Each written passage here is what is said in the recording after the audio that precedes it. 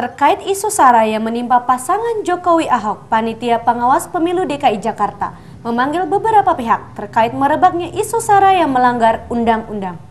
Kalau negara tidak mengambil tindakan. Selain memanggil tim pemenangan pasangan Jokowi Ahok, pihak Panwaslu DKI Jakarta juga memanggil Ketua Dewan Kehormatan Pemantau Pemilu Jimli Asidiki serta penyanyi dangdut Rhoma Irama.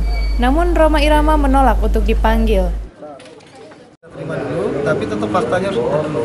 Sehingga ketika fakta utuh kita bisa menjelaskan apa yang tindak pidana pemilu kada, tindak pidana umum, atau lebih pada sengketa. Nah ini yang perlu kemudian kita luruskan dulu dengan cara memanggil para saksi, terlapor, pelapor, kemudian bukti-bukti lain. Ketua Panwaslu DKI Ramdan menjelaskan, Panwaslu DKI memanggil pihak-pihak terkait yang menimbulkan isu SARA dalam Pemilu Kada DKI sesuai pasal 78 Undang-Undang Nomor 32 Tahun 2004, menegaskan bahwa kampanye Pemilu Kada tidak boleh menggunakan isu SARA, baik menghina maupun menghasut, terlebih dengan menggunakan isu SARA untuk saling menjatuhkan pasangan calon lain dalam Pemilu Kada DKI Jakarta 2012.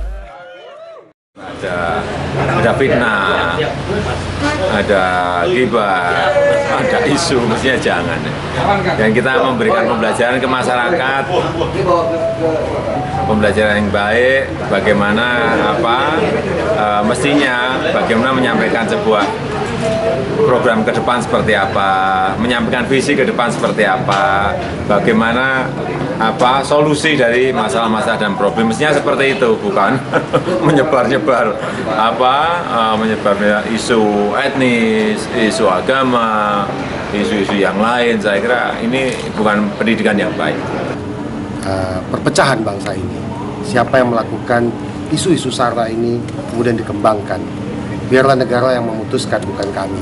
Tapi kami di bulan Ramadan ini supaya banyak pahalanya, kami memberikan maaf terhadap beliau sebagai pemuka agama.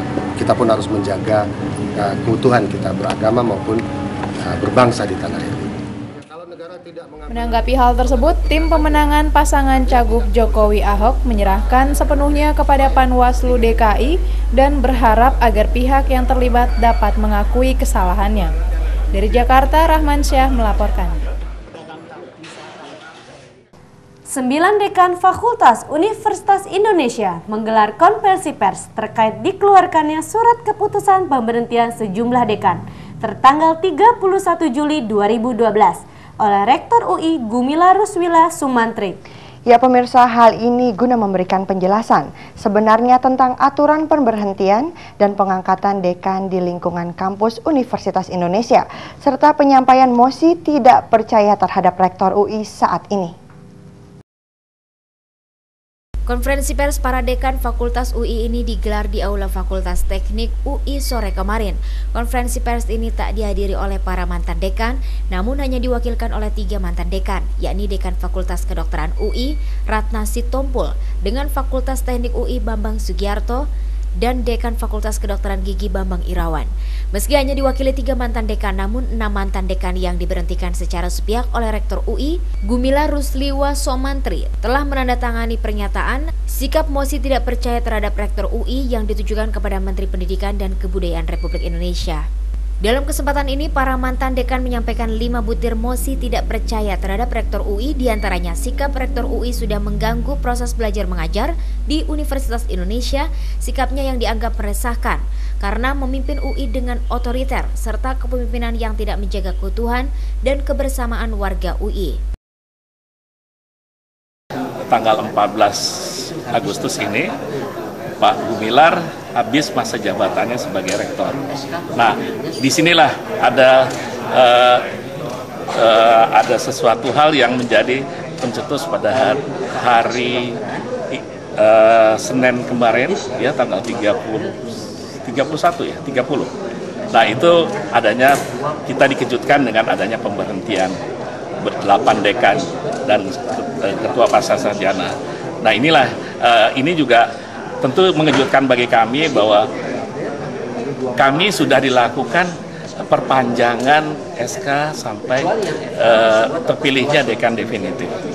Nah, ini yang kami ternyata pemberhentian itu atas dasar adalah hasil rapat dari keputusan MWA.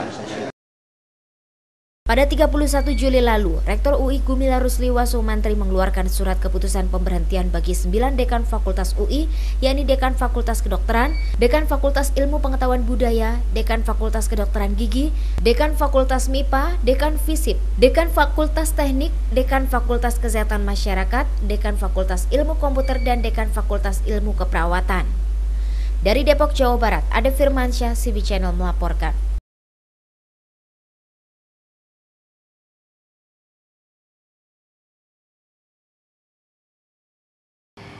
Ya, baik Dinar, ternyata Gumilar Rusliwa Sumantri, Rektor Universitas Indonesia, berencana untuk kembali mencalonkan dirinya dalam pemilihan Rektor Universitas Indonesia yang akan diselenggarakan sejak bulan Agustus hingga Oktober 2012. Dan tak hanya itu, Gumilar menyayangkan bila pembangunan kampus UI yang baru berjalan 55% harus terhenti.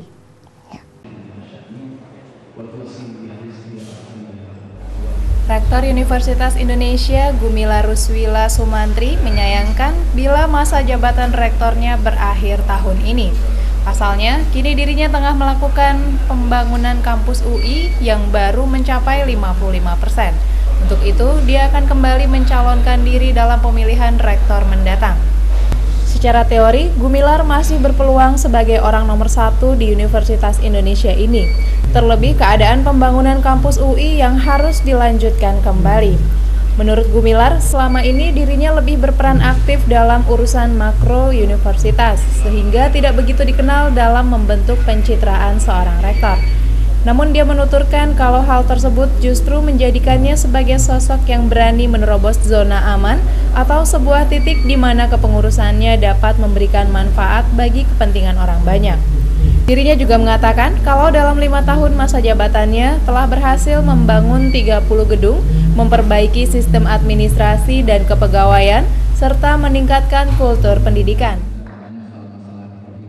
Jabatan di UI ya khususnya dan juga jabatan-jabatan lain, saya kira di tempat lain juga 2 periode bisa ya, tapi ya kita lihatlah kita akan berjalan mengalir saja ya.